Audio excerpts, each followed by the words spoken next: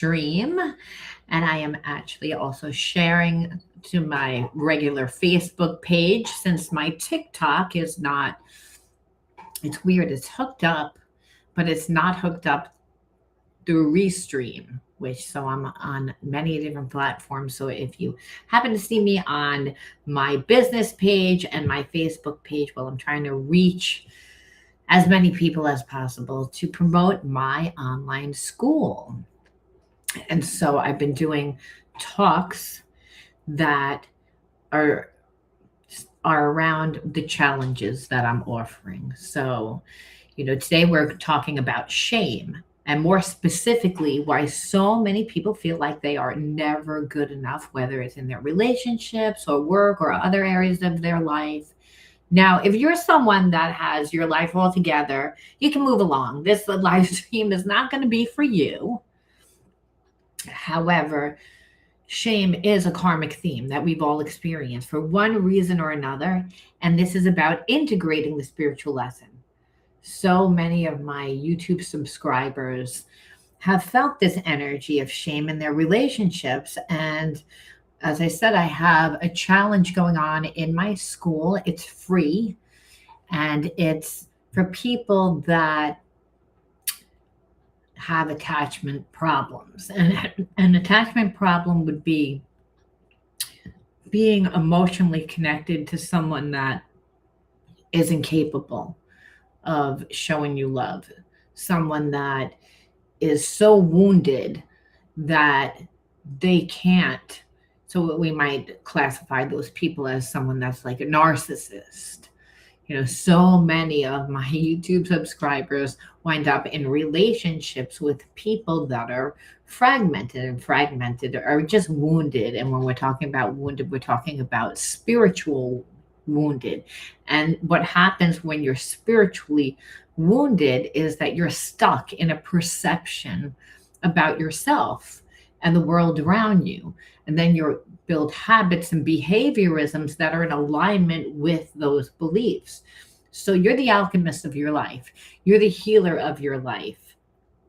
But you need to apply information to your life in order to have discernment many times, because many of us were programmed in an environment to make us perceive that we're less than, not good enough. And shame pretty much is rooted in those belief systems. You know what I forgot? I think I need to open up my chat.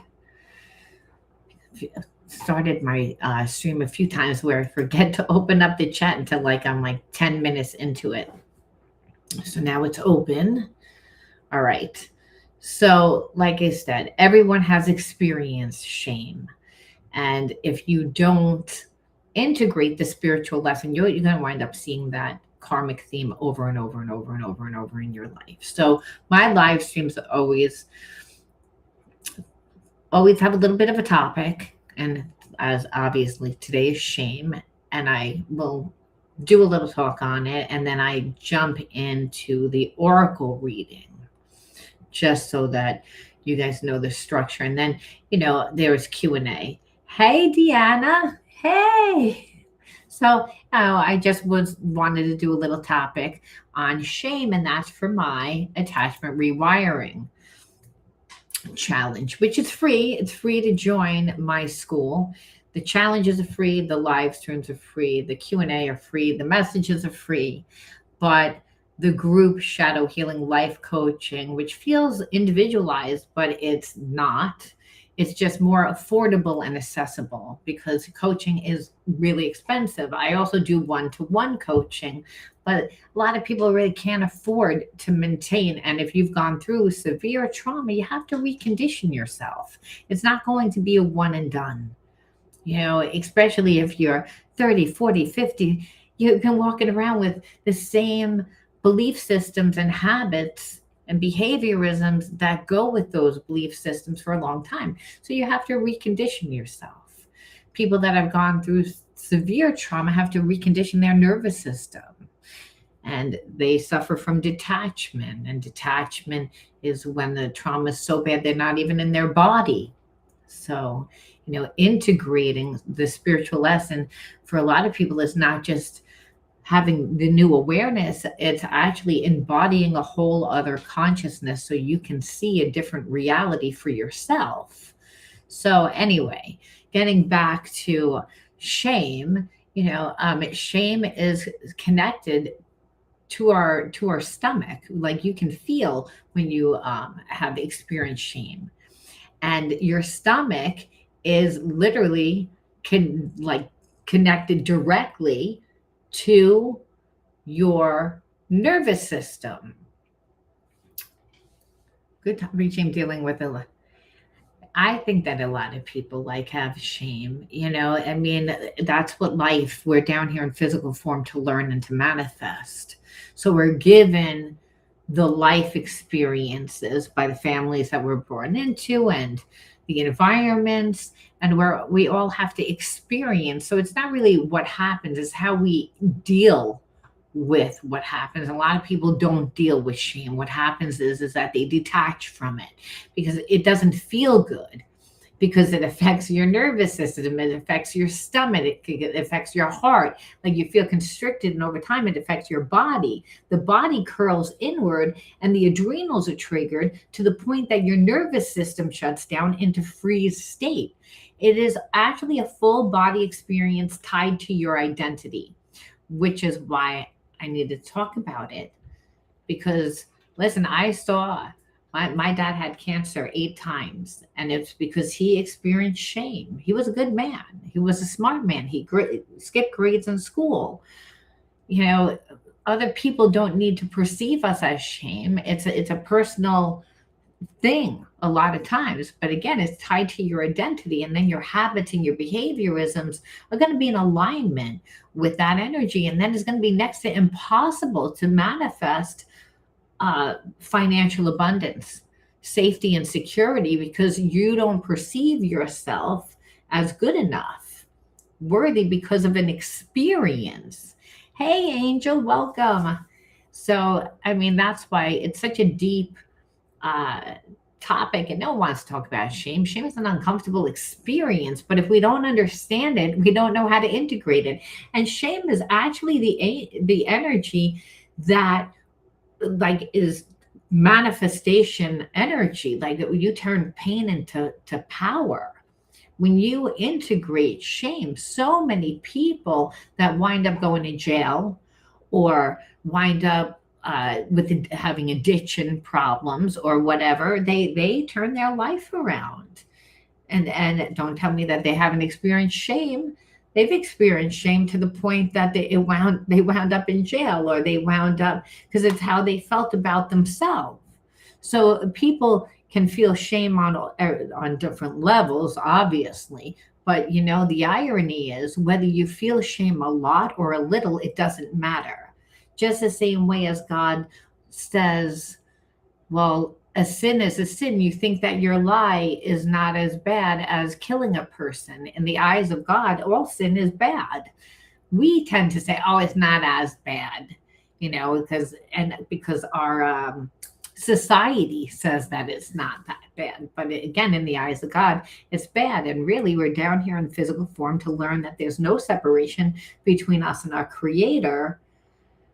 But when we live the same energy as shame, obviously now we're thinking, no, I'm defective. There's something wrong with me. And like I said, that's not the worst of it. The worst of it is it winds up affecting your body. People that have rheumatoid arthritis, fibromyalgia, it's attack on the nervous system. It's attack on the body. See, everything happens in the spiritual realm long before it happens in the physical realm. You're only in physical form to learn and to manifest.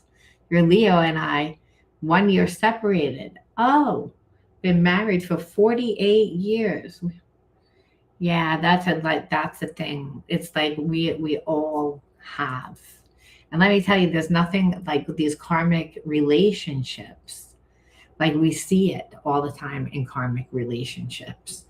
And that energy of shame, both parties have it. And it's usually they came into the relationship with that energy.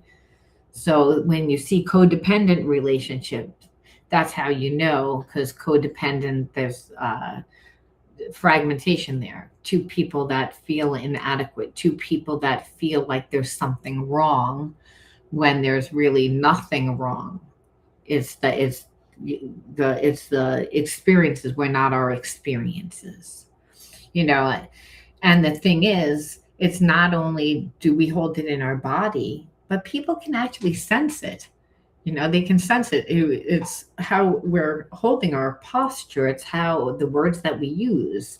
It affects every area of our life because unconsciously. So, and no, it's a spiritual wound that just, again, needs to be integrated and transmuted because it is something so much deeper than just the experiences of who you were married to or who you were dating or what happened. It affects the spirit. So the energy of shame affects your thoughts, your emotions, your attachment patterns. So when someone is separated from their like person, I feel like a lot of times we need to look at the attachment patterns. That's the most important thing because love, the energy of love, like you can't destroy it. See, that's the thing. If someone loves you, they can love you, but not want to be with you because of, again, whatever attachment patterns. So in separation, like people will know that, but let's just say the relationship is over. You would not want to attach to the same type of person that you've dated before. That's the whole point.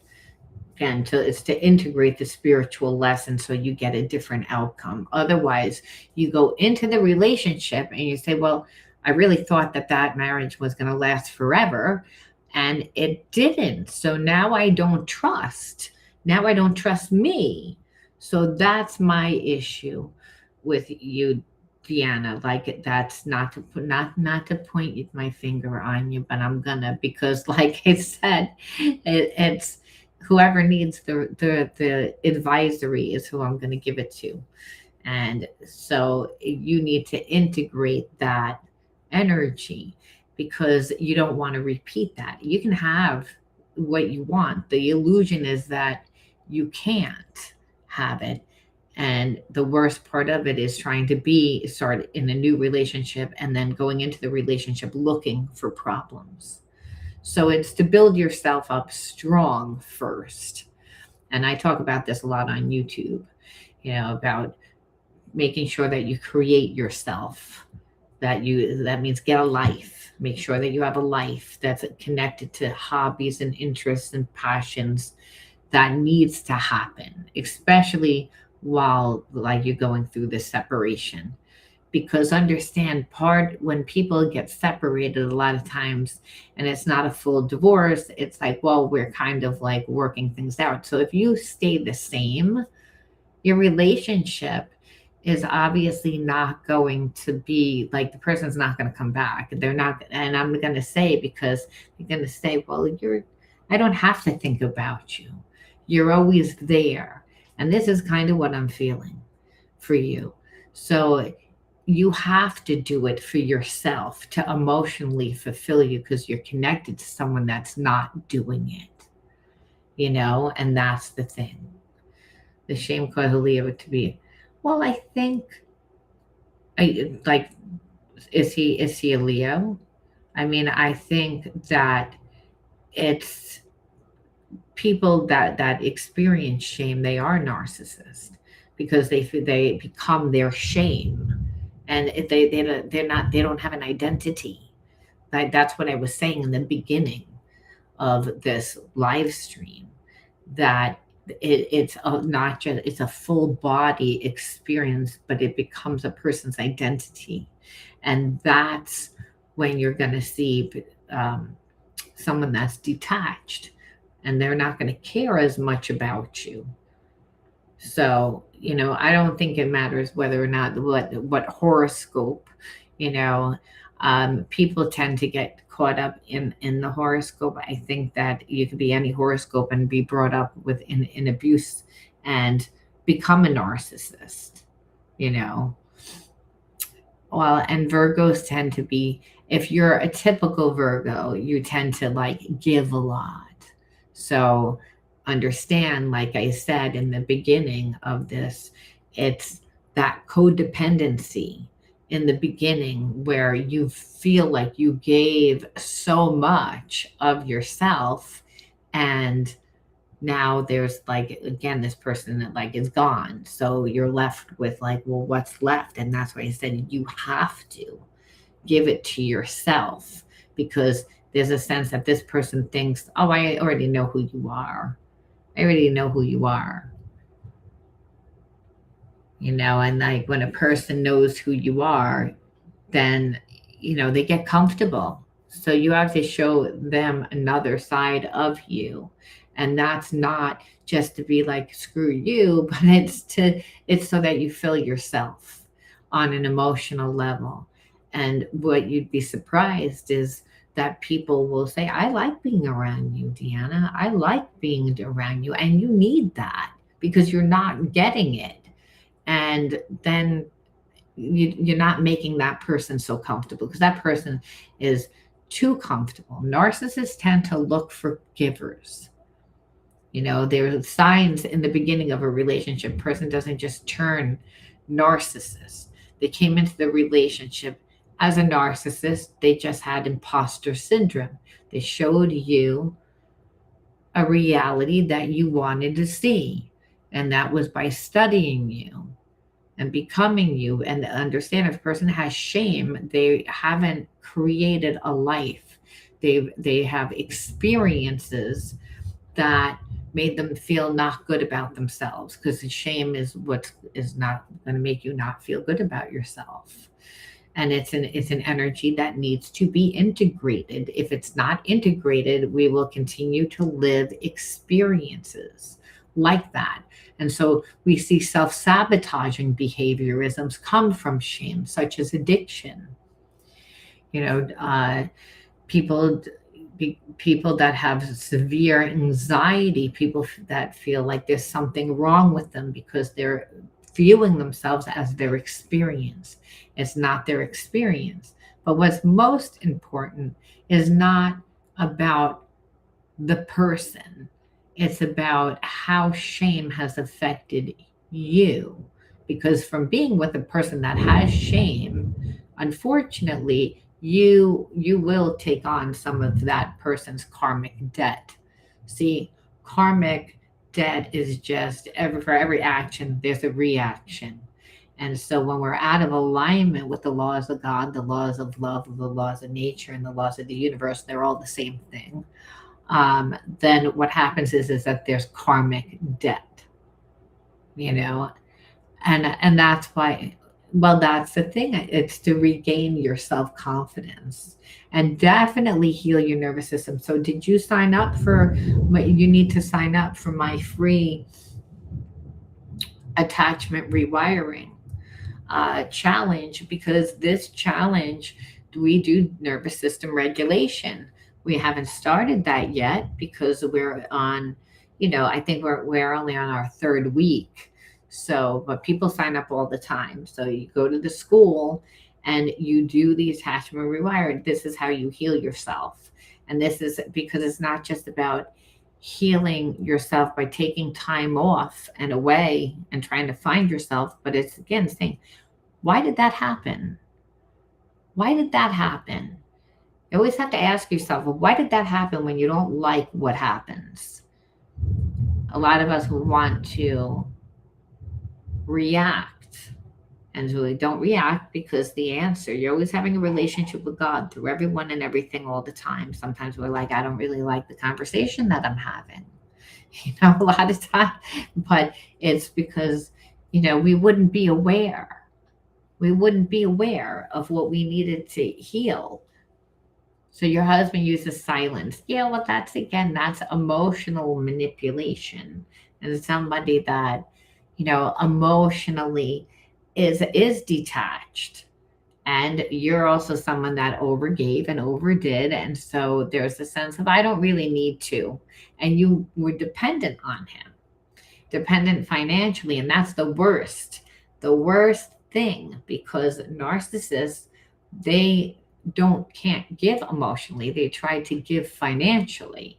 They try to give. So if you're dependent on that, then you're dealing with financial abuse a lot of the times.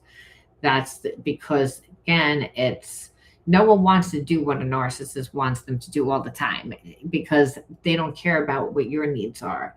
They care about what their needs are. So you're always kind of fighting. You're always like grasping for the carrot almost. And that's because they don't know how to sustain themselves, a narcissist. See, on an emotional level, we have to be able to sustain ourselves, and we do that by becoming the energy of love. So, Deanna, like when I said you need to go out and join things and to connect to people, even though you might say, I don't trust myself. No one's telling you to be in a relationship. But when you join things that you like, that you're interested in, well, you're going to meet people. Relationships are something that happens over time. Trust is something that happens over time. And so it's about learning to trust yourself again. And so no one trusts themselves. What we trust is the God that's inside of us. Because only in the now do you get divine guidance, right? Through gut, intuition, inner knowing. So the Holy Spirit is always with you. It's that we perceive that there's separation from us and our Creator. And what happens is that you were wired in an environment, and your attachment to what was normal was obviously someone that was avoidant. So you didn't recognize the signs. But if you heal your nervous system, and then you'll recognize the signs. See, the problem is that when we didn't have the support, neither person that's on right now that I'm talking to, that's showing up, because I see that there's more people that are actually on, but I only see you two on. And so the irony is both of you did the same thing and need to do the same thing. That financial codependency, that's where your fragmentation would be. So feeling like, well, I'm not good at anything. And if a person had to grow up in survival mode, where you both kind of did, then you weren't allowed to find yourselves. In the Bible, it says, be like childlike. Children go out and play. They find themselves through trying things and if they have the support, their parents are like, oh, look how great you are, like from whatever little thing that they do. But if parents are detached and they're dealing with their own trauma, or they're just not available emotionally, then the child winds up becoming very parentified. And if they were brought up in an environment where they were belittled, and they were, psychologically and emotionally abused, well, then you were wired to to be able to put up with a lot. So there were telltale signs in the beginning of the relationship you just didn't see. And part of that is the money. The money thing, because money has no energy except for the energy that you give it. So if we're not really connected to a passion, to something that we love, then we're gonna not really feel like we're good at anything. We can get a job. It's not like we can't get a job, but it's gonna be a job that's not really gonna sustain us. We're always gonna feel like there's something missing. So you trust yourself, like through connecting to that higher self. And that higher self is that God part of self inside of you, that it connects you to discernment. So the thing is, you were wired in an environment, you were around someone that made you not trust yourself. So without a daily regiment, yes, well, that's what I was said. And also Angel too, that same situation. That's why I said the irony. But that's, without reconditioning your nervous system, you're not going to be able to get over it. And the reason why is because you were wired in an environment. So anxiety is a real thing. And a person that has anxiety has a very hard time uh, between being able to tap into their higher self, which is their intuition, or their emotions. And so you have to recondition, and that's through doing breath work and cold plunges and uh, do my, again, the attachment rewired, because I do nervous system regulation exercises. It's learning how to work with your nervous system, and it takes time. Understand, every master starts off as a disaster. It's like, we don't know. The path unfolds while you're on it. It's a co-creation process. It's one way you do have to be true for yourself, but you have to make sure that you do things differently and understanding. And that's what these live streams and the challenges are for. It's to create awareness, to do things differently. And with all things, you can do everything. With God, you can do everything. But the thing is, the separation from God is what's making you perceive that I can't have love, because really God is just the energy of love. It's the energy of unconditional love. So the separation from that, and that includes when we don't like ourselves, and shame, really, that it affects us. We don't like ourselves because of that energy. That's why it's detrimental. Spiritual warfare is actually that when we turn against ourselves because we don't like ourselves because of relationships or because of financial issues, or again, whatever the perception is. And the war on consciousness is actually happening now. So we have to understand that shame is really important, because it shapes how you see yourself, how you show up in relationships, and what you tolerate, what you chase, or just overgive to. It is a difference between feeling like secure within yourself or constantly seeking validation from other people. And this is a lot of times how like a narcissist can read you. It's like whether you're secure or not, the words that you use. Remember, narcissists are strategic, they're mental, and they're not emotional. They're detached from their emotions.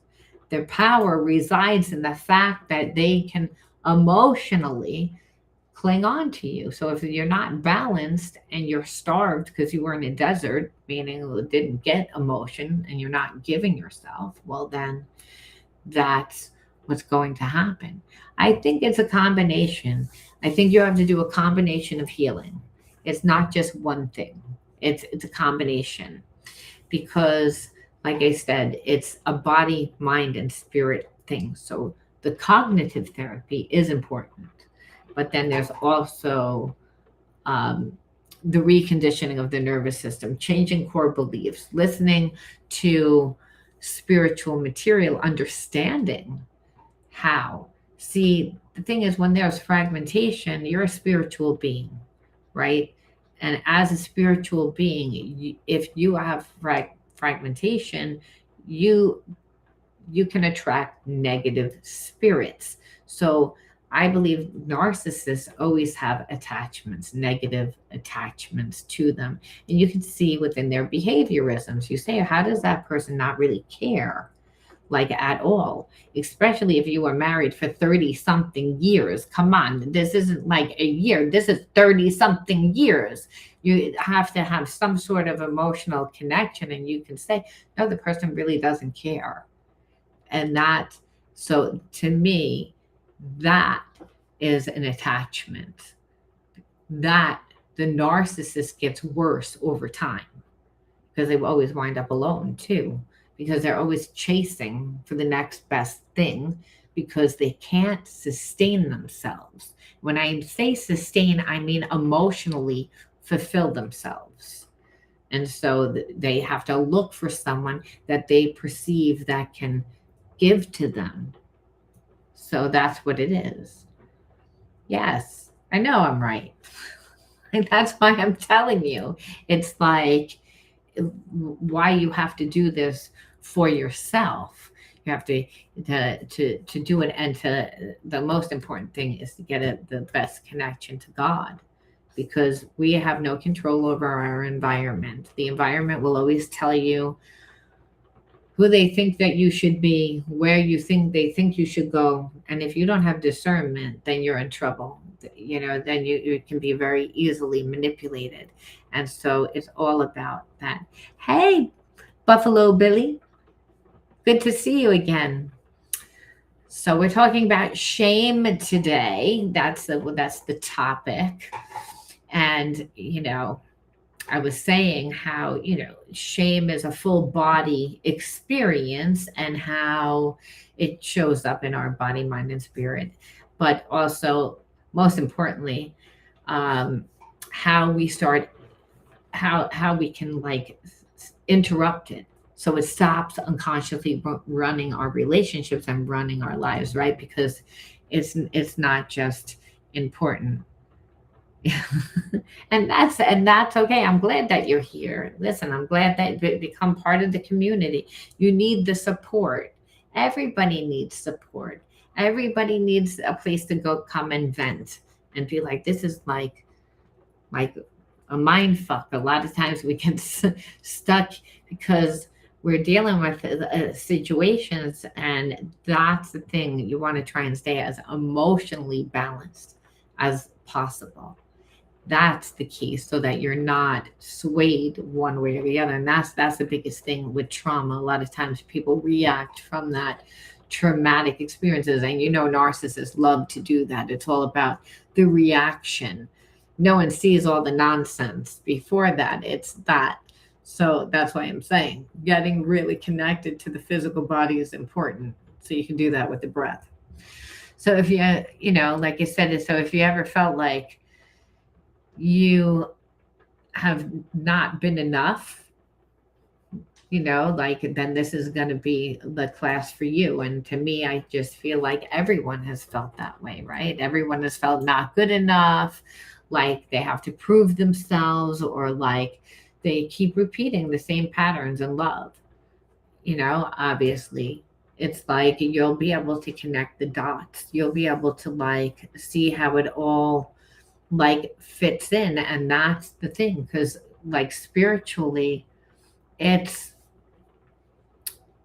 there's just so many reasons that people can feel like they are never enough in relationships. So it does not just about what has happened or what did happen. It's not because something is actually wrong. It's because there is such a deeper emotional pattern that is running underneath their relationships that most people never really learn how to identify or interrupt. We're not educated about the emotions.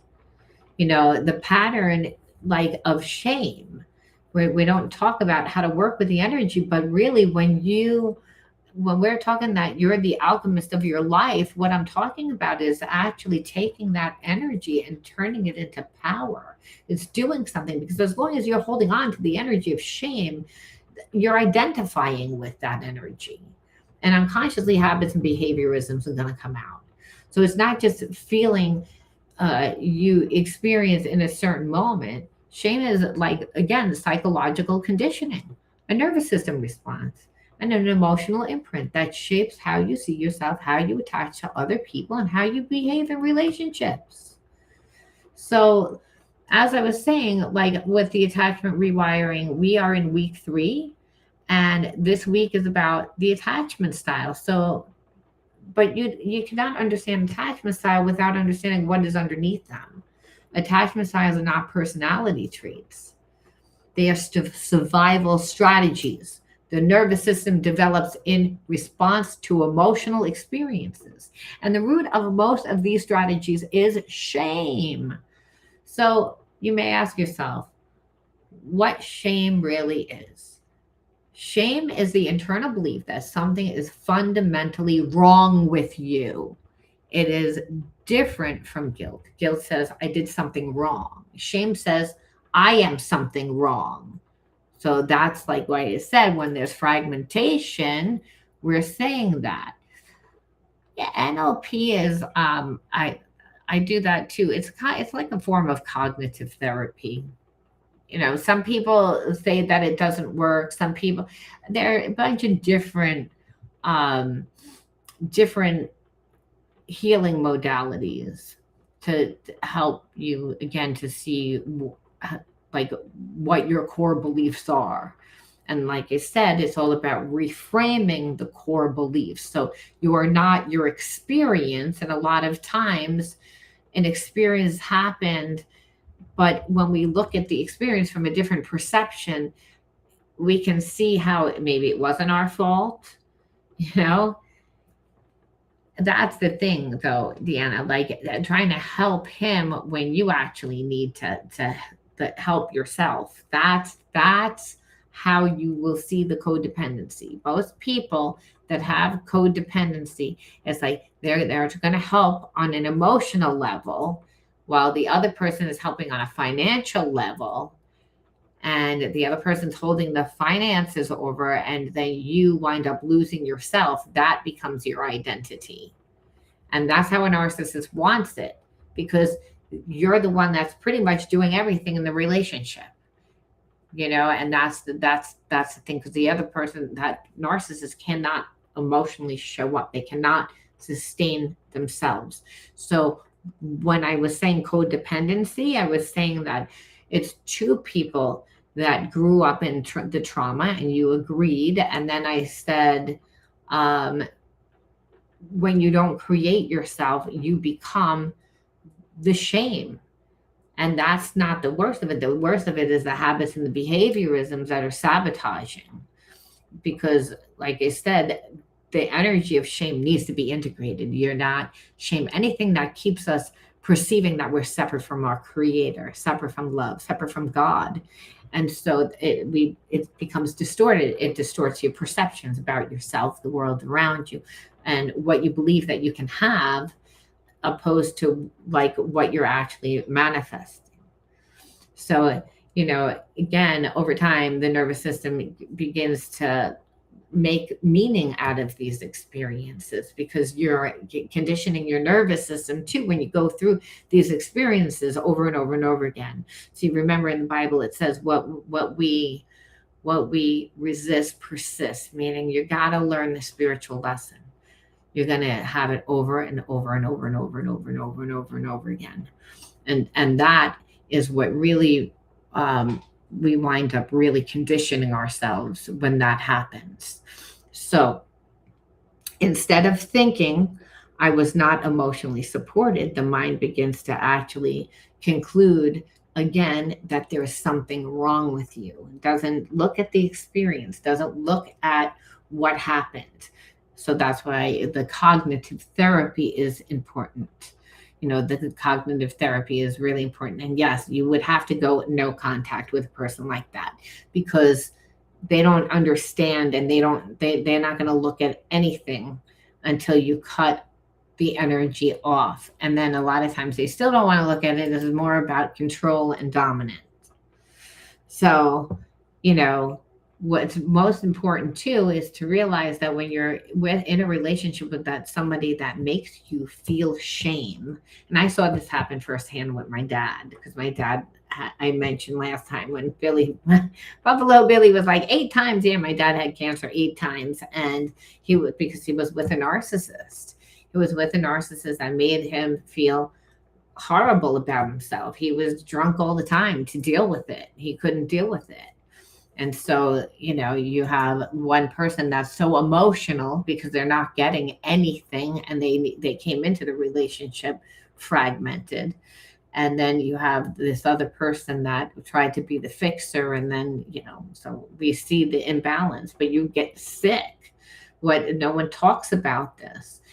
And I shared a story last time also about this girl that I saw that literally was with the wrong guy. And like the last time I saw it on Facebook, they were throwing her ashes in the water, because again, how horrible she felt. I mean, cancer comes from this type of energy, holding on to, because it's such heavy energy. Shame is not just psychological, it's stored in the body. So when shame is activated, the whole nervous system shifts into survival response. Some people actually collapse inward. Some people shut down emotionally. Some people freeze and disconnect. And many people go into what is called the fawn response, which is just people pleasing, overgiving, and over explaining in order to maintain connection, which is where you were, Deanna, and what you did used to do, Angelite. That you both used to do that, and so this is what strains the narcissist. Oh, you're not that secure within yourself. Okay, I know what I need to do in order to, and because remember, people are reading, so getting you to do more, to be the people pleaser, and this is how you abandon yourself. So remember, if you abandon yourself for a relationship, the relationship will never last, because the number one law is don't abandon yourself, because God's inside of you. So if you abandon yourself, you abandon God. God says, me first. I'm a jealous God. That's do you first. And so a lot of times people abandon themselves, and then they wind up like in this, like feeling like they have a big hole where like they gave to this person, when meanwhile the person never really existed. The person was a imposter. When they're a narcissist, narcissists don't have identity. They think that they're their shame. They think that there's something wrong with them. That's the thing. Hurt people hurt people. We tend to get caught up in how horrible the narcissist is, but we look and see that narcissists are brought up in environments where they were either abused or so self-entitled, but usually abuse is what happens. So the fragmentation is that I can't sustain myself. No one likes me. They tend to be able to make money. Many narcissists that you see, they make a lot of money. They know how to work with that energy, but they don't have good relationships. There's a disconnect there, so they feel inadequate. They feel like there's something wrong with them, and they always wind up picking people that's the life of the party. Everybody likes that person. Everybody likes that person. So they need to be with someone that has a good job. It looks a certain way, again, because they're identifying with that person. Because we know that narcissists act as if they're extensions of their people that they're with. So it's really important, like, that they're with somebody that looks good. So psychopaths too, met a lot of them. Yeah, that's the thing. They're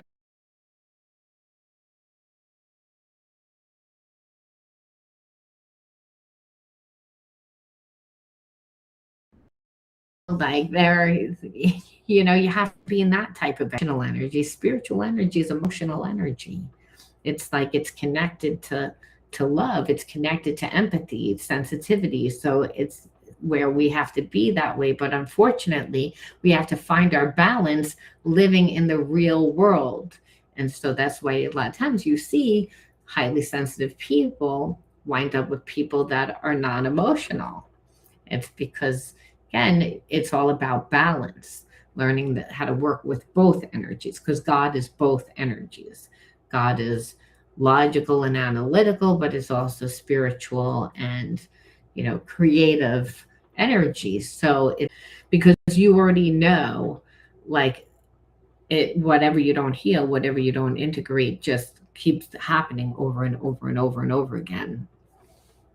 That's why you find yourself, like I said, winding up not realizing what happens in the relationship is that people that have severe trauma, they always overextend in their relationships. They stay in situations so much longer than they should, and they feel anxious when someone pulls away instead of actually like feeling calm, and it's because of how you were conditioned. So your body is not reacting to the present moment alone. As I said, you always get triggered back to the original time. See, that's what a trigger is. A trigger is telling you, hey, this experience has happened before.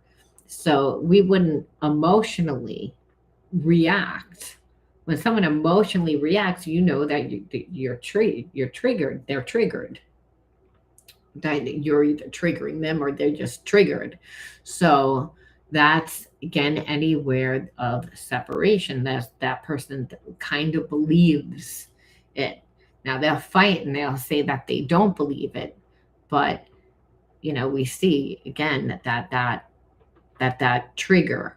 Now, triggers are not just will come out emotionally, but again, they come out in the behaviorism. So if you were brought up in an environment where love was conditional, where you were taught to overgive, overgive, overgive, overgive, otherwise you were ignored or belittled or whatever, then we're going to take those energies into and those behaviorisms into the relationship and unconsciously teach the new person how we were treated, even though you don't want to be treated that way.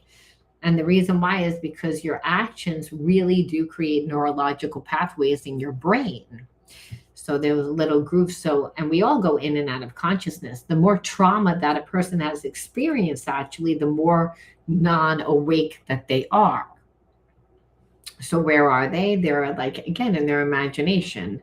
They're up in their head. So when a person gets triggered, it's because they're either triggered by an outside stimuli, someone saying something, or a thought. So that neurological pathway is what creates an automatic behavior where it's like, oh, I just reacted. So the thing is, we don't want to make our future or present moment look the same as our past of the trauma. So again, the most important thing is that connection to the physical body and being able to connect to that higher self that's inside of you. That's what gives you supernatural power. That's what allows you to quantum jump into an actual reality that you want to experience. Because there's many different realities that play out at one time. But if you're stuck in a shame loop, well, you don't want to be stuck in a shame loop because that's horrible. It's like for reasons that I explained already. So you definitely want to break that karmic cycle. So you have to say, well, when was the first time that experience happened? And that's where like the cognitive therapy comes in when we do reframing exercises. Anyone can do a reframing exercise. They can just download a template off the internet, and you reflect back to let's just say you have to see your husband, Deanna, right? And for whatever reason, and the person makes you angry, or any of you, whoever you're dating makes you angry, is to journal about it. And then again, say, when was the first time that I felt this way? And what you'll notice when you journal, the karmic theme is usually not good enough, not worthy. I mean, shame is all about lack, feeling like there's something wrong with you. And so feeling defective, feeling not good enough, feeling, again, those energies, that's why it's so heavy. And so, and that's why overextending, there's a sense of I'm not good enough. I have to do in order to be loved. And then you don't realize that unconsciously you're showing a person and you're like, all I was nice. Yes, but if you are nice to people that don't earn that, it's like, unfortunately, people think that you're weak. People think, well, why are you so nice? People like to work for what they feel is valuable. And so when you're so nice and you're always available, it's like then people, they just don't appreciate you. And the thing is, you could have been wired to, again, be nice. It's a survival mechanism to be overly nice. But then what happens is you're not forming your identity. So children don't form their identity when they are shamed all the time. Though they begin to think that they're flawed, and then they try to be perfect. And so obviously there's no such thing as perfect, but then the child looks for the answer outside of themselves to become perfect because they feel like they can't have love. When meanwhile, we are the energy of love. So it's impossible not to have love when you are the energy of love, and God makes that so. So integrating the spiritual lesson is the biggest thing. Oh, good. Sometimes you hit something, but that's okay. You can always rewind this because it's going to be up on YouTube. So I mean, these educational ones that are interactive for you guys. So this is why said with the attachment rewiring challenge, it's not just the challenge where you have to do exercises, but understanding each and every spiritual blockage on a psychological level. Because on a psychological level, shame just creates a deep belief that your systems about your worth and identity are flawed. So you begin to believe things like, I have to earn love. If I'm not good enough, I will be left behind. Or if someone pulls away, it means that I did something wrong. There's something wrong with me. These beliefs operate beneath conscious awareness. Again, this is why I'm saying it's like they're unconscious at this point. And it's because you had to suppress what you really felt for a long time. So you do not usually think about them directly. You feel them as emotional truth. That is why it's confusing. And because the mind is always trying to protect you from pain, it starts scanning for rejection, disapproval, or signs that you're not enough. And this creates overthinking, anxiety in relationships, and a constant need for reassurance and clarity. So, like I said, when you need the constant reassurance, then people, again, they tend to look at you like, well, you're not securing yourself. So, just on an emotional level, also, it does havoc because, again, shame creates attachment and dependency issues. So, you begin to attach not just to people, but to emotional experiences, especially inconsistency. Hey, Ghost Grows. Towards your plants, sending positivity towards your plants. Oh, your little weed plants, cute. Give them love. Give them love. Okay, so remember that it also like conditions your body, not just through again the neurological pathways, but it creates highs and lows. So it can feel like connection even when there's actually dysregulation. And that's so people don't even know again. And that's really what it is.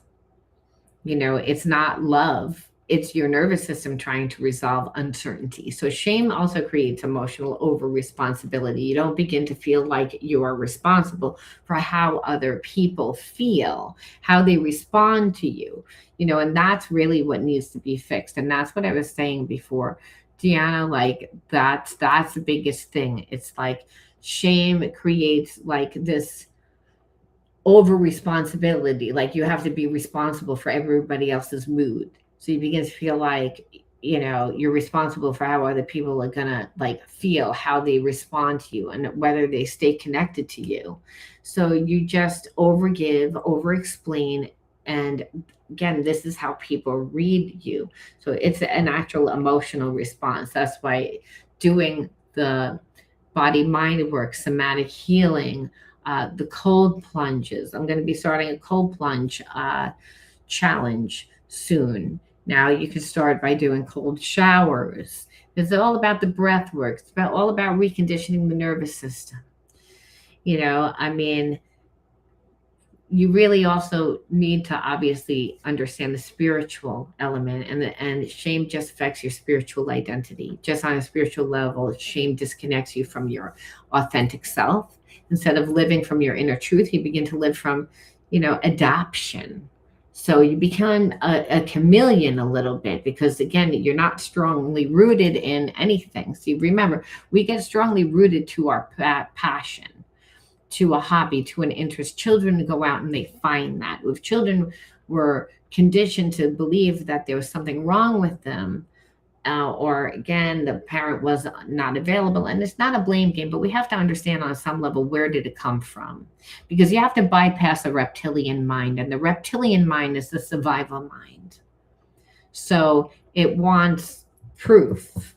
It wants proof. It's not just going to change. You're not just going to change. Things are automatic for a reason, and that's if you've conditioned yourself due to a perception that you weren't safe or felt like you weren't enough. So, like I said, getting this better connection to the body is really important, because like I said, over time it just creates like such a loss of self-trust that you stop listening to your intuition and you start relying on external validation to determine your worth and your direction. And then if you're with a narcissist, that's clearly gonna make you not feel well at all. And so we don't need to just be connected to a narcissist. Well, we're also teaching people that it's okay to disrespect us, where you say, well, the relationship didn't start that way, it became that way. And that's because unconsciously the energy of shame, it affects you on every level. That's why we're doing this live stream, so you have to also understand how, attachment styles are formed from shame in order to not repeat it, especially for those of you that are saying, I know my marriage isn't going to work out.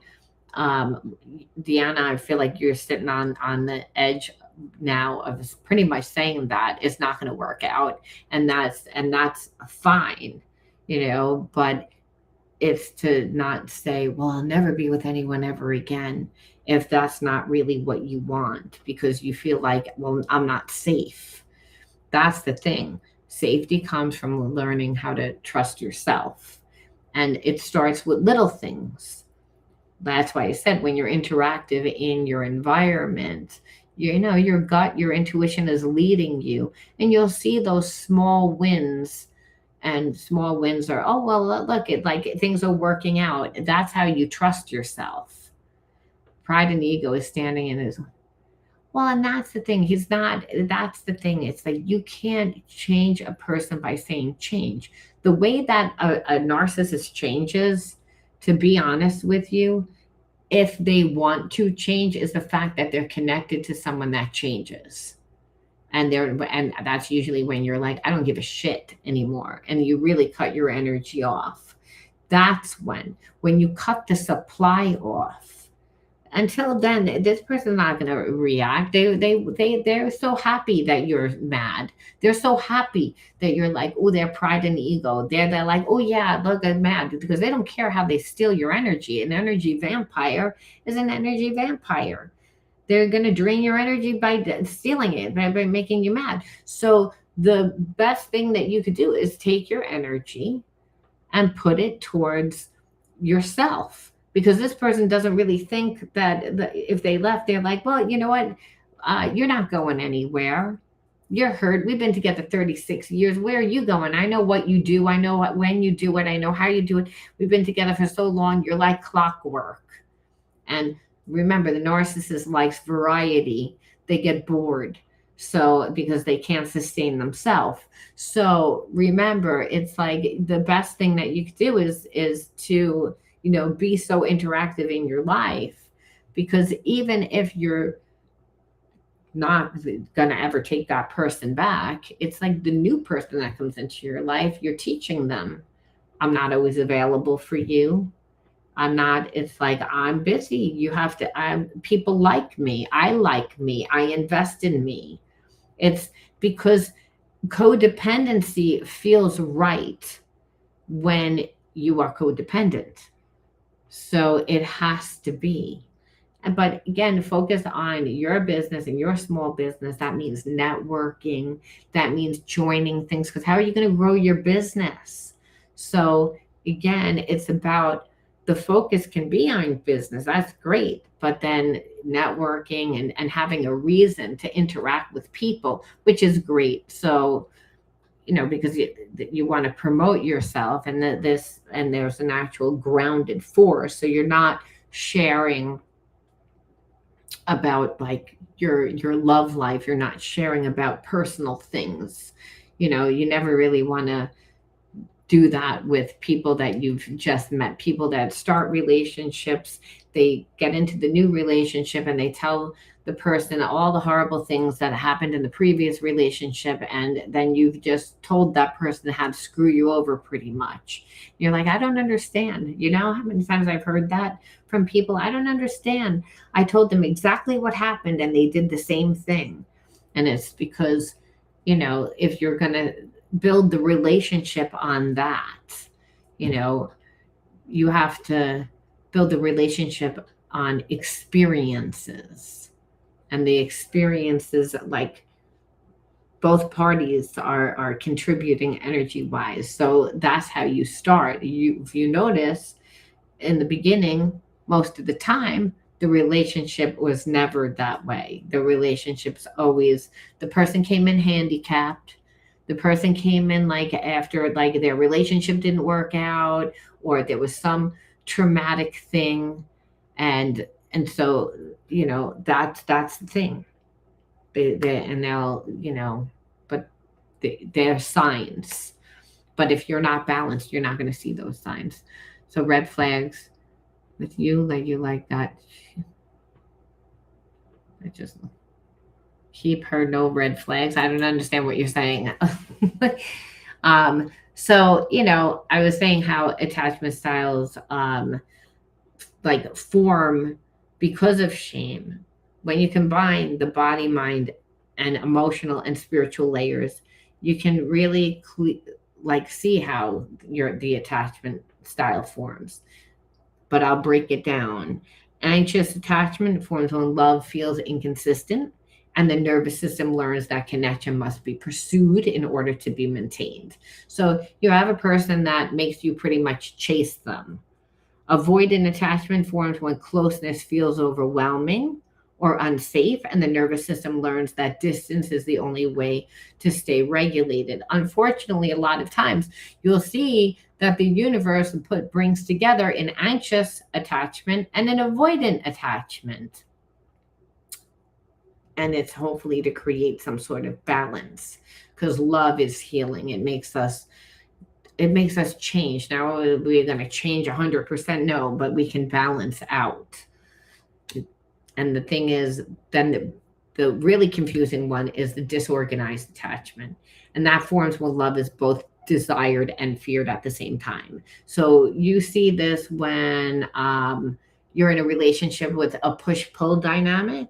So it feels really confusing and unstable, like where you're like, okay, why am I in this relationship that I feel like I'm in this tug of war with? That's another sign of this attachment style. So growing up parentified, that's why that would happen. Person's like, well, I don't want to lose all control, but they have a desire for love. So none of these are character flaws, by the way. They're all adaptations built from emotional conditioning and really unresolved shame. That's why all these attachment styles. So that's why I wanted to talk about it, because we continue to see it. So when you keep repeating your relationship patterns, hey Selma. So when you continue like to see this happen within your relationship patterns, this is where most people get stuck. They think they are repeating patterns because they are making bad choices. But the truth is that your nervous system repeats what's familiar, because what's familiar, it associates with just safer, even though it's not. A lot of times, familiarity just, like I said, it's what we're used to. So you're not choosing the same. You have to, again, recondition your nervous system to be able to differentiate, because you want to be able to choose a person because you like feel emotionally attached. I feel like if everybody has attachment, if you're with a person, like I said, that has the avoidant It's which narcissists usually do. It's because you also have the attachment of anxious. So you like were conditioned in an environment maybe to not get at all. And this person did or they didn't. It doesn't matter whether they were spoiled or whether they were not. Either way, there's an imbalance there. And so the imbalance just comes, means how the person learned how to deal with that perception. But it doesn't mean that you don't have one. You have an attachment like imbalance too. If you were balanced, you would have been able to tell who that person was right from the beginning. That's why I said it was determined by what was familiar to you. And familiar, like I just said, is not the best all the time, especially if you grew up with abusive parents or you grew up like with avoidant parents. It'll feel familiar. But it's again, you'll relive the same karmic theme, which being connected to an avoidant is the person never shows up for you on an emotional level. So you pretty much feel like you're in a relationship by yourself. And so, and they know that it bothers you. And if anything, they tend to get off with it. So, like I said, in the attachment rewiring challenge, we have nervous system regulation practices. So your body can actually learn that what safety feels like instead of constantly living in survival mode. See, a lot of times people don't even know what it feels like to be relaxed, which is great.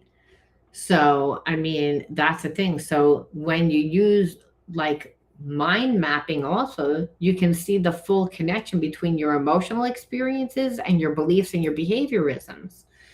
So this is how transformation happens, not through just insight alone. So I mean, we can do, live streams all day long, but without the integration process, you pretty much can't stop identifying as the actual shame. You begin to recognize the old patterns, however, when you do the exercises, because you'll see when they get activated under certain conditions. And instead of obeying it, you begin to pause. That's what training the nervous system does. We're not reactionary. We pause. We stop. We're in the moment. We observe, and we can choose differently. So you start responding from awareness instead of survival. This is what rewiring actually is. It's not perfection. It's not elimination, but it's actually interrupting the repetition with the awareness, like I said. So that's the thing. Well, you can't, that's the thing. You sound like you're still kind of a little bit like in that trauma, like you're still like kind of processing it. Like he took joy, but he couldn't. We give too much. See, you can't do anything about what he did because it's already past, but you can learn what you did to create that dynamic. And sometimes, listen, sometimes it's like you walked into a room full of people that, let's just say, they don't like you.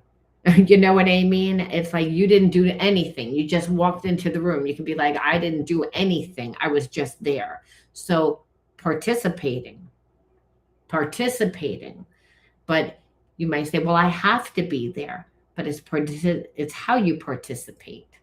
It's not so much that you have to be in the room. It's how you deal with it. Karma is always about how you deal with it and what has happened.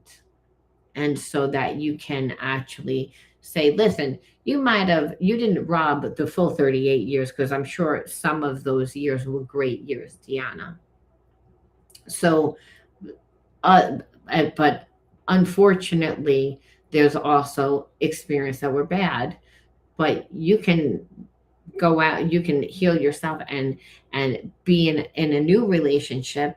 Maybe you don't want to get married, but it doesn't matter. You can still be in a healthy relationship and have camaraderie without the fear. That's what you don't want to say, well, this person robbed 38 years and the rest of my life.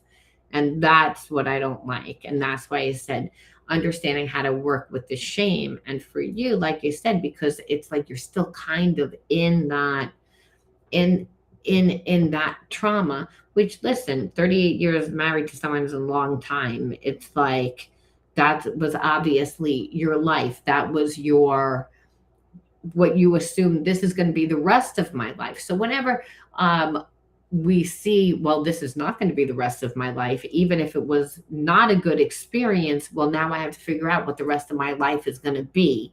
And that's scary. But what I'm telling you is you can still recreate a experience that you want to experience. It doesn't need to be all or nothing. People that have experienced shame by being with a person that's made them feel that way tend to be like, I'll never be in a relationship ever again. And so again, when we say that, well, guess what? In 10 years, believe it or not, you're not going to feel the same way. Maybe in 5 years, you may not. Or who knows, someone could walk in to your job or whatever, and you'd be like, wow, that person knocked my socks off. I can't even believe it. Like, I didn't think that but I can't stop thinking about that person. And because you're not in charge of who you fall in love with. So, are you going to cut yourself off from it? No, you'd be like, no, I'm going to date. So it's not all or nothing. Because again, the all is I go back into the relationship and I do the same shit that got me the same bad life experiences, because that's what I perceive, because I'm still holding on to the energy. It's about integrating the energy of shame and saying, I'm not those experiences. I'm actually where you're putting your energy today, how you're creating yourself today, what you're doing today. And that's where you're putting your time, your energy, your focus, and your money. If I was to pull the magician tarot card, that's saying you have all the ingredients that you need. Everything that you need is inside of you. Like, you don't need anything. The perception a lot of times with shame is, I'm not enough, I'm not good enough. There's like a flaw, where really Spirit's saying, like, you're not flawed. There's actually nothing wrong. And so that's why I'm saying boundaries like are good, but you can get balanced with boundaries when you're really invested in your life, because then it's, I'd really love to, but I can't, I'm busy. It's like you're busy and you're sustaining emotionally, because that's why you got into that connection to begin with. You never got, and then so on an emotional level, and then you wound up in a relationship where you overgave, but people don't stay the same, especially if you have kids and other things. So, over time we change. And the thing with narcissists is they don't want you to change. They still want to be able to do that. So understanding what you did so that you can do something different. I also say a lot about my free stuff in my shadow healing coaching platform, but I also have a subscription. And if you need deep healing, it's only $25 a month. And I work with you on not a one-to-one, but we do it in a group. But the groups are small and really supportive, and people do vent because of that. My glasses look like Joan Rivers.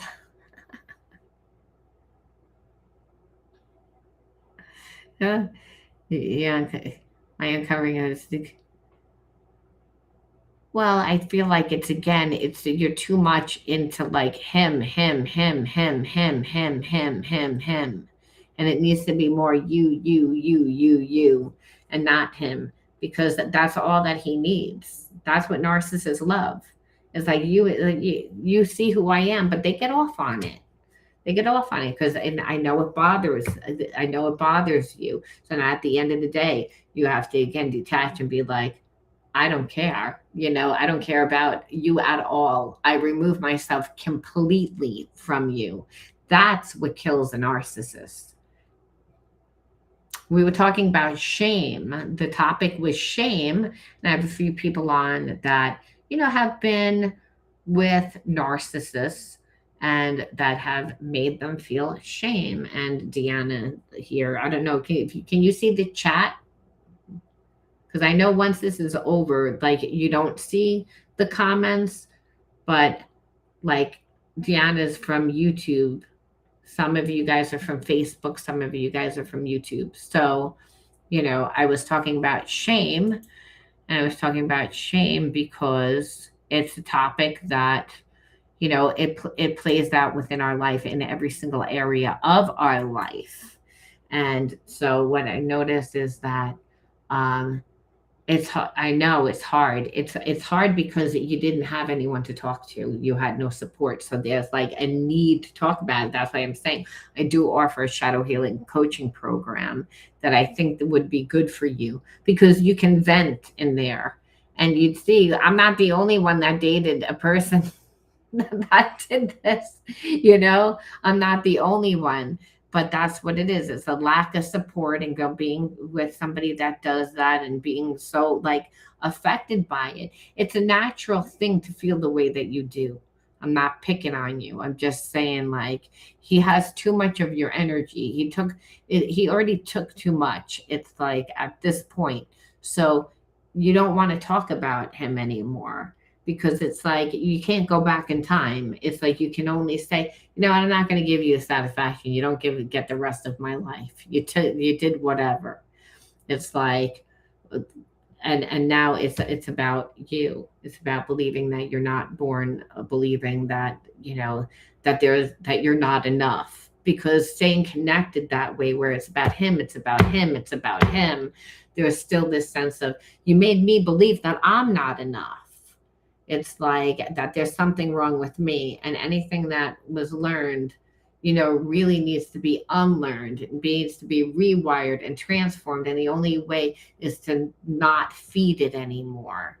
So, you know, after we just covered everything about shame and the attachment styles and the nervous system conditioning, I just want to open up with a few questions for you guys to see, to see whether you understand, because understanding this intellectually is one thing, but integrating it into your real life is really where you're going to see changes in your life, right? And that's pretty much why you listen to a live stream like this, because you're looking for change within your life. Well, see, and that's the thing. So this would be good. Hobo, muggy bum, like that's your name, hobo, muggy bum. That's so funny. Okay, so you grew up with two narcissist parents. It was horrible. When you became homeless and relearned how to be happy, you saw the parental abuse. Well, it's again, that's the thing. It's not uncommon. It's not uncommon, like, because I didn't have two narcissist parents, but I had one narcissist parent. The other was an alcoholic. You may think that that was narcissist, but he was actually nice, and that's it. Thank you, Deanna. That's so nice of you. Um, Yeah, like I'm trying, like this is a horrible thing to have to deal with. I mean, when you grow up being conditioned, if you grew up with a parent that was a narcissist, two parents, then you were conditioned in an environment not to like yourself, not to believe in yourself, to have tremendous amounts of shame. And understand your habits and your behaviorisms would be in alignment with that too, right? Because when we don't feel good about ourselves, we do bad things, right? We're not focused on creating our life. Hobo, I'm going to call you that, hobo. I'm going to cut it short. You'll you'll see that you didn't put the energy into creating yourself. You put it into surviving. And that's all you'll get is surviving too, and barely. So, my number one question: how do you know if you're operating from shame in your relationships? Think about that. All right. You usually know that you're operating from shame when your behavior changes based on the fear of being rejected or not chosen. So this is the telltale signs. All right. After age 20, you never went to a family function again. In my 40s and still live in a van, panhandle. Wow, but you have a phone?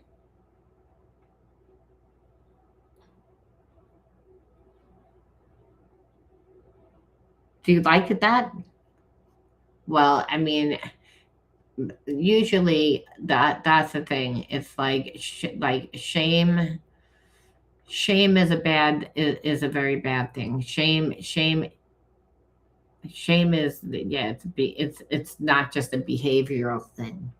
So, like I said, what you'll see is like these are the telltale signs. And this is the most important thing. If you get anything from the live streams, it's going to be these, per se, questions. If you go to Street Talk, they give you a free phone. If you buy a $45 plan, you a pretty good phone. Well, see that? I guess you learn again. And it's so funny because there's a lot of people that live off the grid, and I was actually thinking of that. Before, like living in a van or living in a bus or living in and getting to see like the rest of the world. I don't know about the panhandling. I don't know whether or not I would be able to do that. But I mean, I could definitely live off the grid. I could feel like that. Don't have to worry about taxes. You don't have to, you know what I mean? Yeah. Well, shame. It's like shame is pretty much is again is attack on how people perceive about themselves. So you'll have to rewind this because I talk about it in the beginning. You came on like halfway. So in order for me to get to the actual live stream, I want to get through these questions, like again, wrap this up. So it's about understanding like how do you know that you're operating from shame. This is most important for you, Deanna, like so that you don't repeat. And that's again when you are like when you are over explaining, over giving, people pleasing, or feeling anxious when someone just pulls away. So that's one sign. Shame does not always feel like I'm not good enough, as it's not always that. Sometimes it feels like urgency or anxiety or emotional dependency. Like, so, like, you'll feel like it. An example is, let's just say you're around like your mother or a person of authority, but you were brought up feeling shamed all the time. And so they say, listen, we need someone to make 5,000 cupcakes for the PTA, and you found yourself saying, I'll do it, but you did not want to do that. It's like, but you're volunteering to do it. And it's like, so you were conditioned, like, I feel like I have to do this to be liked, to be accepted. And then you wind up being so resentful that you have to do it. That's an example of like the urgency, the anxiety, the emotional dependency. That's so the key question really is not just what are you thinking, but what are you trying to prevent right now? And usually that's rejection. Now, if the answer is rejection, abandonment, or disconnection, you're likely in the shame response. So you have to understand when you are. Question number two, can you actually heal attachment styles, or are they permanent? Attachment styles are absolutely not permanent. So you can change. And you can change because attachment styles are adaptive nervous system strategies, which means that they were learned in response to your environment and your emotional experiences. So anything that's learned can be unlearned through new experiences. That's why I told you, Deanna, going out, finding yourself, you two angel, and go out and create new experiences so that you can see yourself differently, and also to relearn See, what changes attachment patterns is not just awareness, but repetition and regulation. So, again, doing the attachment rewiring challenge. If you have not signed up on my school, sign up, because, again, we do these exercises. You have to be consistent in order to experience safety in connections, safety in self expression, and safety in emotional boundaries, because that's where you'll see you don't. Like, if you're not expressing yourself, then people know it. People can sense it. People can feel it when you hold back, and because you don't feel safe. So you unconsciously, again, are teaching people. So this is why, again, doing somatic healing, body mind work, because that detachment, that disassociation, where it's like, I remember what happened, but I don't remember pieces of what happened. So there are behaviorisms in there that are just automatic. So doing the body mind work, doing somatic healing, doing, again, deep, like, breath work along with energy psychology or tapping, like, to interrupt that, is really important. You know, it doesn't matter. The challenges are up all the time. It's like the school is open all the time. People learn in their own time with the challenges and with the pre-recorded stuff.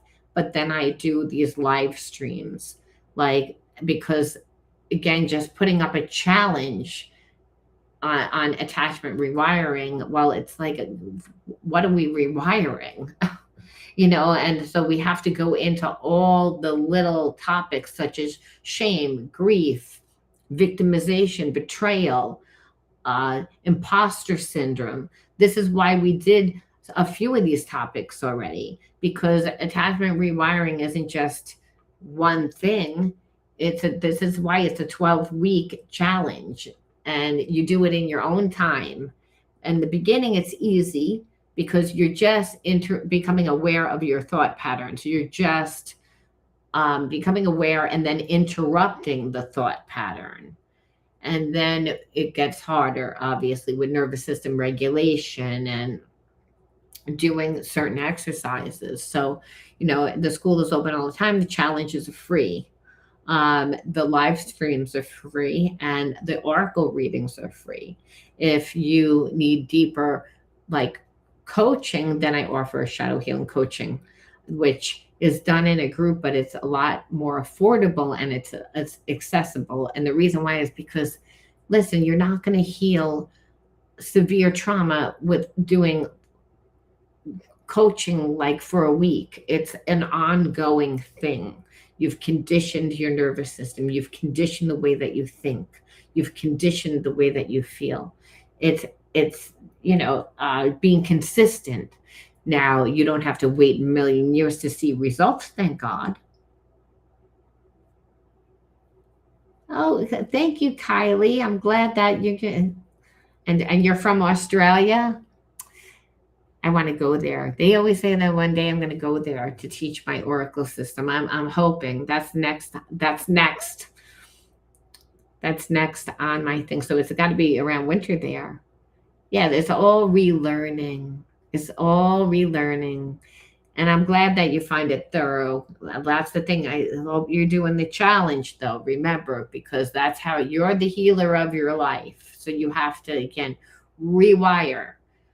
So, all right, we're up to question 3. I think I only did have 5 or 6. Let me see. I don't remember. I'm trying to remember all of them. Let me see what I got going on here. Yeah. So 3. Why do I keep attracting emotionally unavailable people? And you are not attracting them by accident. You are not choosing them because you do not know better. You are often drawn to emotionally unavailable people. Does anyone know why? Dee, dee, dee, dee, dee, dee, dee. That's the Jeopardy music. Does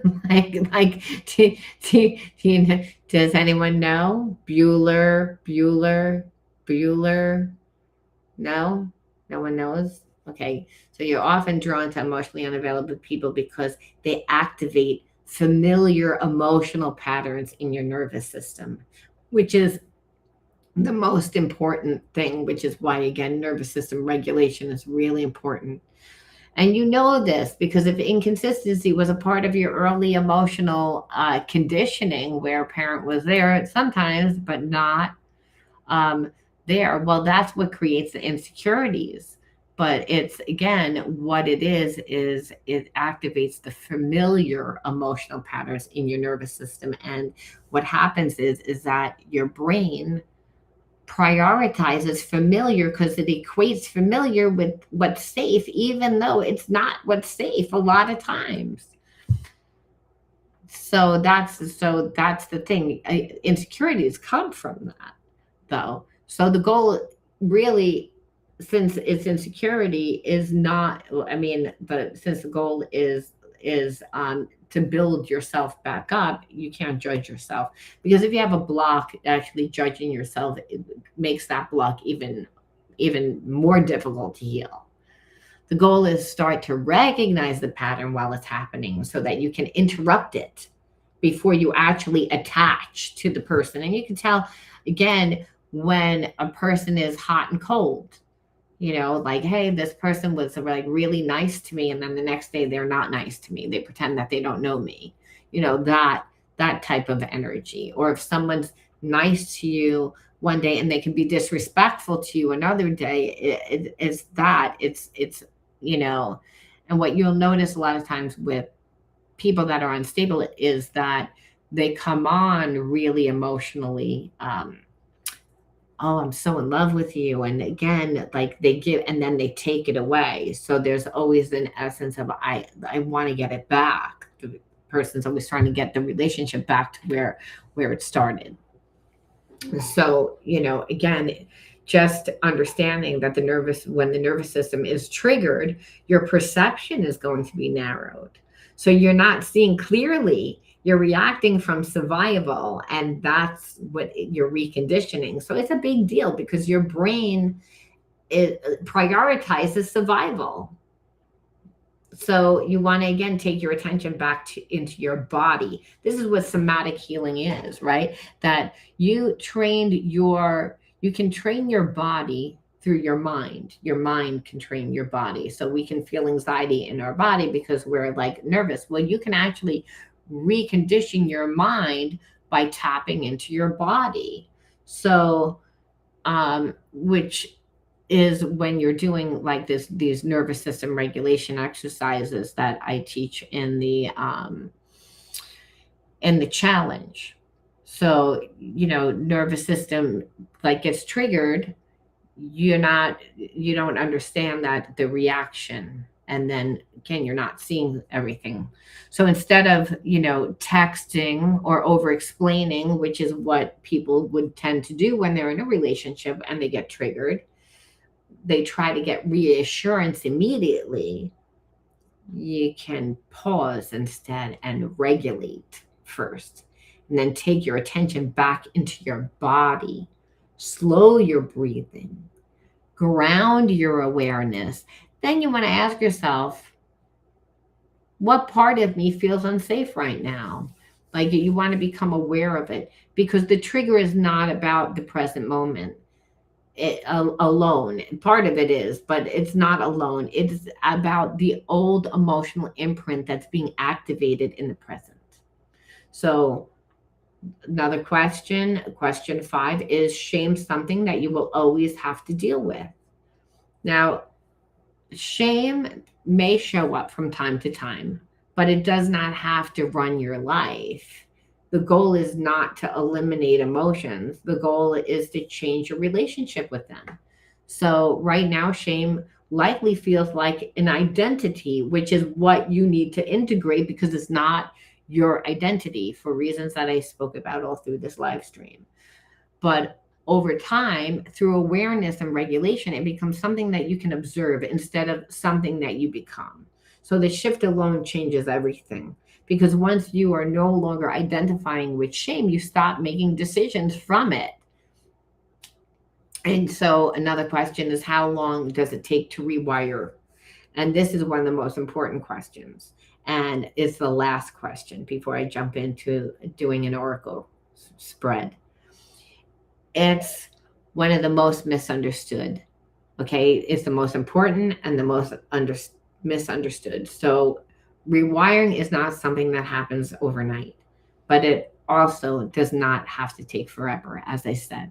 You get to see little wins along the way. So if you're doing the right work consistently, the timeline depends on three main things: your level of awareness, your willingness to actually interrupt your patterns in real time, and how consistent you are practicing regulation and reconditioning, which is why I said you have to do the challenges. Most people are trying to heal at the level of thought, but these patterns live in the nervous system. That means repetition is what creates change, not just understanding. You are literally teaching your body a new experience of safety, a new experience of connection, and a new experience of self-worth, the most important. So at first, it's going to feel uncomfortable because healing doesn't feel good. It's your reconditioning. So it feels uncomfortable to do things different. So it may feel really unnatural, like you not chasing validation.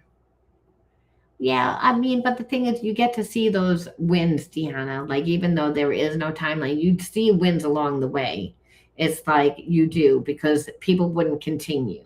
You begin to feel different. You begin to notice things different.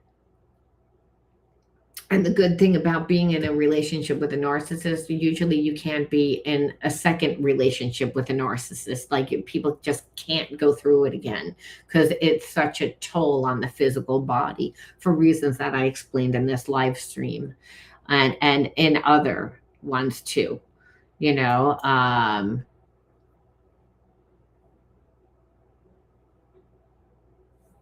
that part, that woman like you are starting to be overwhelming. I don't understand what you're saying. Um, so the goal isn't perfection. The goal is consistency. Again, so that if you're consistent, mastery comes in doing. And that's what it is. Um, Shame is what's scarring. Shame.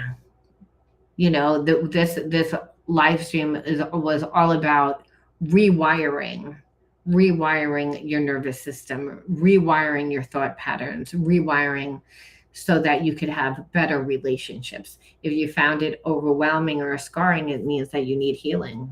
You should join my shadow healing coaching program. It's only $25 a month, and it's body mind work, because anything that triggers you tells you that that's where you need healing. It's not about changing the other person. It's about changing yourself. That's what healing's about. So let's jump in really fast and let's do a little live stream oracle spread to see whether or not it shows up within the experience, whether we see shame play out within the cards. Sometimes we do, sometimes we don't. Usually we do if we're talking, if we just did a stream on it, but let's see what the underlying energy is.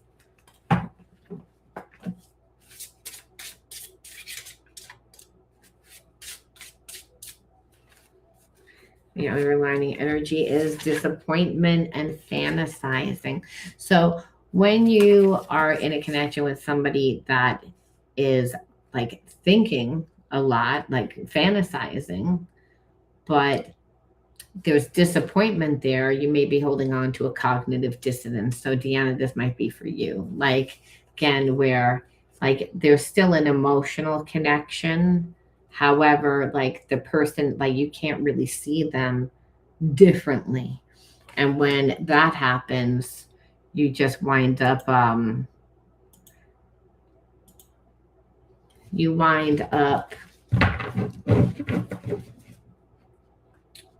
You wind up when you're holding on to a cognitive dissonance, you're never going to get a good result, like I said. And that, because it's that little bit of the person can still feel that you're holding on.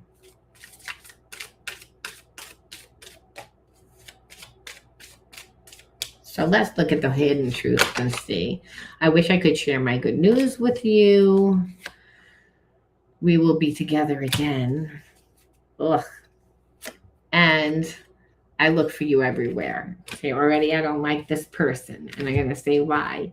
Because a person that doesn't want to call you but looks for you everywhere, that assumes that you're going to be together again, but is holding back. So again, holding on to this cognitive dissonance of I would like to be in this relationship, but I can't be in this relationship, and then being together with a person that is like, I don't really want to call you, but I want to bump into you because I already think that like we're going to be together. And that's, if you gave a lot and you showed up a lot in the relationship, like I said, the person is going to think that that they can actually have you whenever they want, even though it's not. Yes, it's energetically attached, and that's the issue, because there's still a sense of caring, and that's why I said you have to disconnect from that person. I can't change who I am to be with who you need me to be. And so the person will know, like, will go back into the relationship with no intention of actually even changing you, without even changing themselves, rather, because it's about access to you. I feel a connection to you like I've had with no other.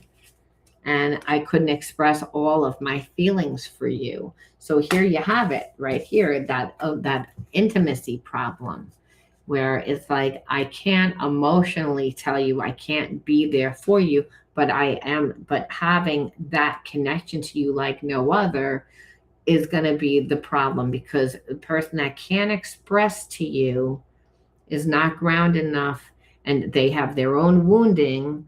So there'll always be a fear of you not sticking around. You know what I mean? So it's like, in order to make you stick around, what would have to do is you would actually have to why does it keep doing that? You would have to like remove your energy from them altogether. Yeah, that's why I said that he's not going to change, and he doesn't think he needs to change. That's why I said I don't like this energy to begin with, because there's still a sense of, you still have a connection to me and I'm not going to change, but I still feel like I have access to you. And that's the narcissist. The narcissist is like, again, your property. It's like, I'm not going to change who I am to be with you. I look for you everywhere. However, I'm not going to pick up the phone. I'm not going to pick up the phone, and I'm not going to reach out appropriately, because I really don't want to talk about what I did or how I made you feel. I would just like to pick it up kind of where we left it off. And that's the issue. And that is what would make you mad too. And that's why I said the only power that the person has is by trying to influence your emotions, right? So when you remove yourself, they have no power. The shame is what keeps you there. That's why I was saying, it's like, this person, like, they know that that they did give you their heart. They wish that they could have, but they're not capable. And that's the issue. The person is like, says it right there. You see, I have feelings for you, but I'm not going to give you. And to be in a relationship like that, it's not like, it can't go anywhere, because the person's doesn't want to change. They don't want to change. And he even said it. The cards say that, and you say that, is what that person said to you. So what you have to say is, why did you attract that person into your life, is the best thing that you could do. Of course, because listen, when you detach from a person like that, they've already conditioned your nervous system. So the intermittent manipulation, all the things that this person did. So there's a sense of I still own you.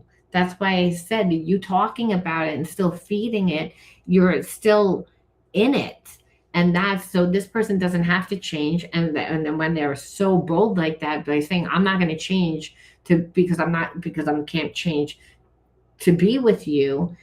If someone loves you, I'm not saying that people change, but they compromise. It's like they become aware. The outright, I'm not going to change, but I still own you is that when I said where that's how you, when you stay ruminating and talking about it, this person is like, I don't have to do anything because I still have you but in the palm of my hand. And that's why I'm like, remove yourself. Stop talking about this person. It was like because that's all that they have to do and they love it. And that's what makes you feel bad about yourself. It's about that saying again, integrating your personal wounds and your personal wounds like are like those childhood wounds first by saying, okay, why did I attract this person into my life? And what are the behaviorisms that I would have to heal? And so Spirit's saying it's like, well, obviously there was trauma and lack of groundedness because there was no emotional support. It was confusing growing up in an environment, and the confusing could be having a parent that's there sometimes and not other times. So it's not a blame game, but we have to understand where did the attachment, like why was this normal to me? And then saying, okay, it was because I had trauma, and it was due to the fact that the parent was inconsistent and again made me not feel loved. And the self-sabotaging behaviorisms were all the ones that I just said before, which is overgiving, abandoning self, all the things that I said in this live stream. So which we know was what you did. That is that type of connection can't sustain itself without one person overgiving and overdoing, especially if the other person is emotionally not giving. So you have to say what happens from that. So like there's that stress and burnout happens when that's because being in a relationship with someone, between them coming in and out and gaslighting, there's a lot of dopamine spikes. There's a lot of conditioning of the nervous system. And there's also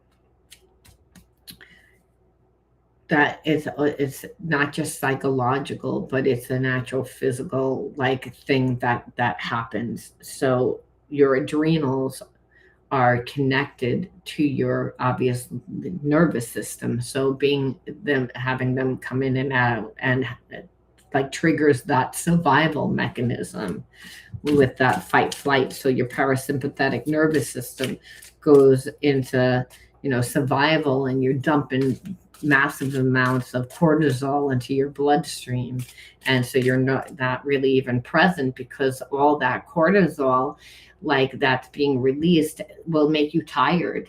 Like the adrenals are working overtime, you actually get burnt out from being, so that's a telltale sign. And you can actually see it when you're in a relationship with someone like that. Like you begin, no matter how much sleep you get, it's never enough. You get dark rings underneath your eyes, your hair thins out, because your hair is an extension of your nervous system.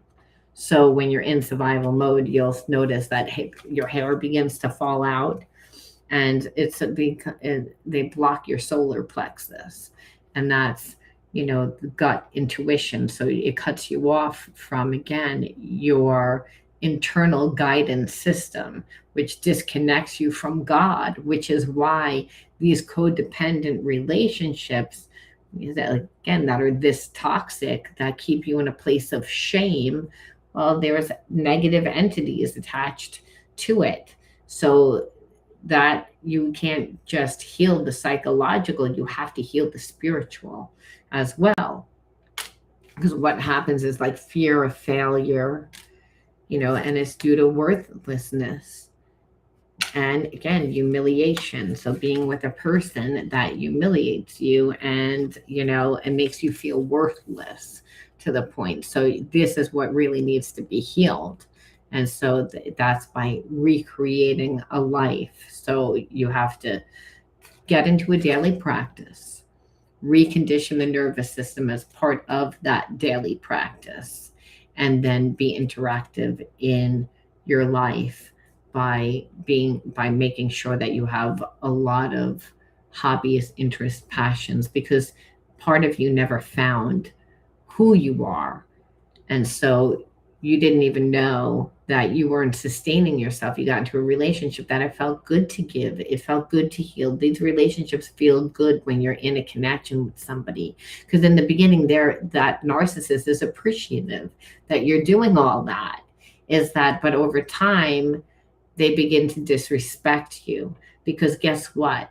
They're draining you of your energy, and they're seeing that their life isn't changing. And then they're going to blame you for it. And so this is why. That's why I said a few medical issues from this. So you need to then do also usually doing things like realkalizing your body. Doing the body mind work is gonna help you, but then you have to like recondition your body by getting up in the morning and having like celery juice or lemon water, warm lemon water. You have to realkaline your body. You've conditioned your body to, again, live in survival. So your digestion system doesn't run properly over time. Everything shuts down. Remember, if you're in survival mode, you're not digesting your food, you're not sleeping, you're not, your body is stuck in burnout. And so if it's then, you're not going to be able to absorb nutrients, and you're not going to be so this is why people get sick. So incorporating like an alkaline diet, and maybe only eating solid foods like twice a day or once a day, and then juicing the rest of the time, would be really important, because your nervous system is not working as well. You have to build it up, and you build it up by doing all the things that I talked about in the live stream. But I would definitely incorporate diet into that, because like I said, living in survival mode just creates that that acidity constitution. And then you'll notice your allergies are worse. You'll notice that your digestion's off, and you begin to get things like candida.